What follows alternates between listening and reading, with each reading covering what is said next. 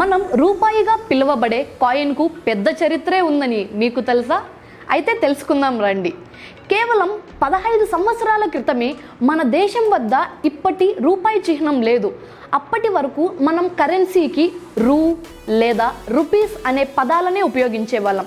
కానీ ఇబ్బంది ఏమిటంటే రూపీస్ అనే పదాన్ని పాకిస్తాన్, శ్రీలంక, నేపాల్ లాంటి ఇతర దేశాలు కూడా ఉపయోగించేవి.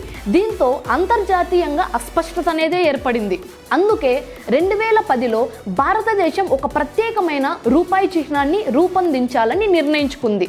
ఇది ప్రపంచ వేదికపై మన కరెన్సీని ప్రత్యేకంగా నిలబెట్టేలా ఉండాలి. డాలర్ లేదా యూరోలా గుర్తుపడేలా ఉండాలని నిర్ణయించుకుంది. దీనికోసం దేశవ్యాప్తంగా డిజైన్ పోటీ నిర్వహించారు. వేలాది మంది తమ డిజైన్లను సమర్పించారు. అయితే చివరికి డాక్టర్ ఉదయ్ కుమార్ రూపొందించిన ఒక ప్రత్యేకమైన చిహ్నాన్ని ఎంపిక చేశారు. అసలు ఆసక్తికరమైన విషయం ఏమిటంటే ఈ చిహ్నం దేవనాగిరి లిపిలోని రా అక్షరం నుంచి స్ఫూర్తి పొందింది.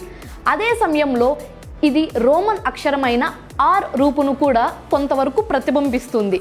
ఈ చిహ్నంలో 2 సమాంతర గీతలు ఉన్నాయి.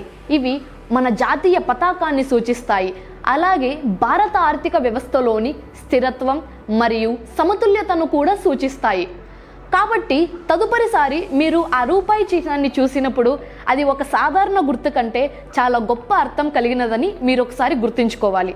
అది మన దేశపు గౌరవాన్ని ప్రతిబింబించే ప్రతీకగా మనం చెప్పవచ్చు. ఇలాంటి మరిన్ని సమాచారం కోసం మా రన్ టీవీ తెలుగు ఛానల్ని సబ్స్క్రైబ్ చేయండి, లైక్ చేయండి. I'm your Shalini.